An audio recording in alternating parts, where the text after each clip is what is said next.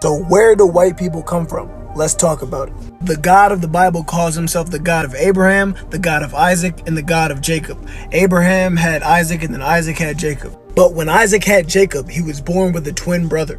The woman's name was Rebekah. And the Lord said unto her, 2 nations are in thy womb, and 2 manner of people shall be separated from thy bowels, and the one people shall be stronger than the other, and the elder shall serve the younger.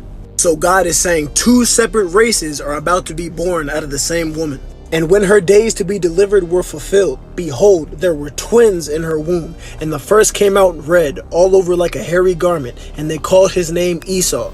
And after that came out his brother, and his hand took hold on Esau's heel, and his name was called Jacob. Jacob's descendants would make up the nation of Israel. These 12 tribes of people. Pause for a better look.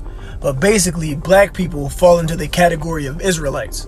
Esau's descendants will make up the nation of Edom, or Edomites.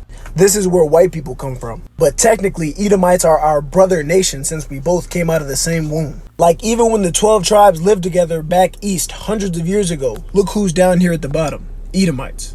Living right next to us. But what was down here was mountains and caves. That's where the idea of cavemen come from. Right here, God speaks to Obadiah in a vision about Edom, and here he says, thou that dwellest in the clefts of the rock, whose habitation is high. He's talking about how Edom lived high in the mountains, and how they lived in the clefts of the rock, which were the caves of the mountains. But if you look up Mount Edom, it will show you where they're from. Like, this has been there for hundreds of years. The Lord literally gave them natural protection from the sun, because we all know that white people are the main ones negatively affected by too much sunlight. But doesn't all this look a little familiar? Like, maybe I'm tripping, but it looks like they're paying homage to where they originally come from. And eventually they migrated from here, where Mount Edom is, up to the Caucasus mountain range. Here's a closer image, but this is literally why they're called Caucasian people today, because they lived in the Caucasus mountain range.